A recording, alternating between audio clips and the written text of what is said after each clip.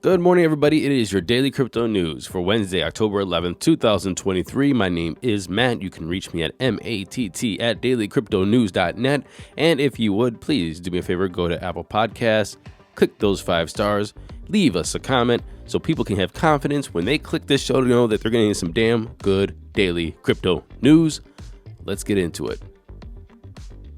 Coins.ph is a cryptocurrency exchange based in the Philippines, and they partnered with USDC's stablecoin issuer Circle to promote the use of USDC remittance for international money transfers. They said that Coin.ph's partnership with Circle aims to show how USDC can provide faster, lower cost, and more accessible remittance options for 18 million Filipino users and their families and loved ones abroad. According to the Philippines Central Bank, the BSP, remittance from overseas Filipino workers continue to be a vital contributor to the Philippines economy. In 2022, BSP recorded $36.1 billion of inflows. The Philippines is the 4th largest recipient of remittance in the world. And again, this is a conversation that I remember having back in 2016, 2017 when I had Crypto 101. There was a guy there that I had on a couple times. Can't remember what country he was from. I want to say it was Ethiopia or Kenya.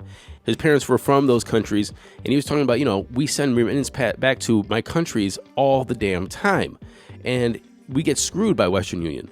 I mean, we're talking about huge fees just to send a little bit of money back to poor people. For the most part, he's like, they're poor. Compared to us in the United States, they're poor. I also remember a conversation I had back in the day with somebody who played in the MLB, who was an American citizen, but had a lot of, teammates that were from either South America, Central America, or other places like Cuba, Dominican Republic, Puerto Rico, and how he would say that, I would have to drive them because they didn't have American driver's license because they were actually still from the country. They're here to play baseball. They're not over there getting driver's license, but he would take them to, say, Western Union or the bank or whatever to send money back to their parents. And he said, it was such a pain in the butt. It would take so long. It would cost so much money, and it was such friction to get money back to their families that the system had to change. And that's one reason why he was very much involved in crypto. And so crypto is just one of those things that once you start learning the use case, or once you start seeing what it actually does, and we always talk about Ponzi schemes and frauds and NFTs and PFPs and stuff like that. But when we actually look at, there is definite friction, definite barriers that traditional finance and the traditional banking system hinders people from doing when it comes to small business owners, when it comes to remittance payments, when it comes to transferring money from different places in the world. This tech solves the problem, yet we don't want to embrace it for, it looks like protectionism to me. But again, this is one of those things that really got me involved with Bitcoin back in the day because of this solved a major problem. And that's not a small number, $36.1 billion of remittance flows. That is livelihoods for families. Anyway, please, it's not all about meme coins and Floki Frunk puppies. It's about people's lives. This next article I am actually reading only because I can't believe it's not sponsored. I've been looking for sponsorship logos or some kind of visual cue that this is actually a sponsored article. And I just actually am reading it so I can get your opinion on it. And the headline is Bitcoin Cash sees biggest liquidity jump in Q3, Bitcoin and Ether lag. And this is according to analytics firm Kaiko. And it reads in the body, crypto traders anticipating market volatility and looking for the best alternative cryptocurrency, altcoins, may want to consider Bitcoin's offshoot, Bitcoin Cash. Again, what? And that's because, according to Paris-based crypto data provider Kaiko, Bitcoin Cash saw the most improvement in market liquidity during the third quarter. The chart shows that Bitcoin Cash's market liquidity improved over 10% since the second quarter, outshining other prominent altcoins in the market leader Bitcoin. And again, the only reason why I'm reading this is just seems like it's really pumping somebody's bags. Anyway, am I overthinking this? Matt@dailycryptonews.net. Japanese streetwear brand A Bathing Ape has its own metaverse play called the Bape-diverse, plus an upcoming collaboration with Bored Ape Yacht Club. But Bape is not just keen on emerging tech, but also nostalgia tech too. And that's because they unveiled a new collaboration with Bandai's classic virtual pet brand, Tamagotchi.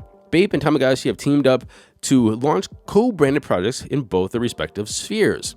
The limited edition Tamagotchi units retain the brand's familiar egg-shaped portable design, giving players a digital pet that they can feed, train, and play with. It's going to cost around $60. Meanwhile, Bape is going to do what Bape does. They're going to make clothes, including t-shirts, hoodies, and other mashups. This is the article that's going to piss me off today. The title is Environmental Groups Need to Dig Deeper into AI Energy Use, researchers say. With the rapid expansion of AI, environmental watchdogs are beginning to sound the alarm about the amount of energy AI models consume. And they said that this is actually kind of harder to do than they thought, because they said, and quote, it's very different than cryptocurrencies to come up with these numbers. And that's because, well, cryptocurrencies, you say how many terahashes and exahashes or petahashes that you're doing, and you see how much it costs, and that's how much energy you're using. It's pretty easy. This is kind of more abstract. A report from the Associated Press said that data centers like those used for ChatGPT consume about 500 milliliters of water for every 5 to 50 prompts. And now I know you're asking, why does this piss you off? I do believe in climate change. The Earth is getting warmer, full stop. So I'm not going to have that debate with anybody. What are we going to do about it? That's a debate we probably should have. But here's the thing, is that I've been saying this for years. We have become very risk averse to any kind of technology. And we put up barrier after new technologies that could be a net positive for humanity. This is just another one. And it really irritates me that we keep putting these barriers down. Look, humanity's gonna need more energy. I don't know where it's gonna come from. Is it gonna come from coal or diesel or solar or nuclear, fission or fusion even? We're gonna need more energy, and a hell of a lot of it if we're gonna keep growing as humans, as a society. So can we stop with this how much energy shit uses? It just bothers the shit out of me. It bothers me. If you listened to the All In podcast last week, David Friedberg actually went on a little rant about this as well, about full self-driving. Now, in full self-driving, something happens when a full self-driving car either gets into a crash, a fender bender, accidentally horrifically kills somebody, or even gets in a traffic jam. We say, technology's done, let's put it on brakes, let's make regulations, we have to stop this, right? But as he pointed out last week, 2 million people have car-related injuries in the United States. 35,000 people a year are killed in car accidents here in the United States. And you know what all those 35,000 deaths have in common? They were all self-inflicted, either from DUIs or speeding or not wearing your damn seatbelt. And as he pointed out, full self-driving, like from companies like Tesla and Waymo, they're trying to pioneer the way for you to not have to deal with that. Well, it doesn't drive if you don't buckle your seatbelt. If you're drunk, doesn't matter. Computers, as far as I know, don't get drunk, and they're not allowed to speed. So, is that 35,000 lives saved a year by just producing this technology? And yes, but if we allow this technology to move forward and really stop being so risk averse that we can actually save 35,000 people dying a year, I promise you, it's not going to take 35,000 people to die to get this technology where it needs to be, where we could be drunk, in the car, on our phone, not paying attention, and that thing gets you from A to B to C to D.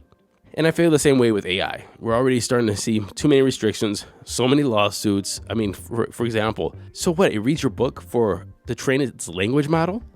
Who cares? Who cares? I mean, we are really getting into the weeds of not allowing people to progress in technology, and it's really going to hold us back. And to me, shit like this, to talk about 500 milliliters of water and how much energy that AI is going to take because it's running out of a data center, it doesn't take the whole bigger picture into scope.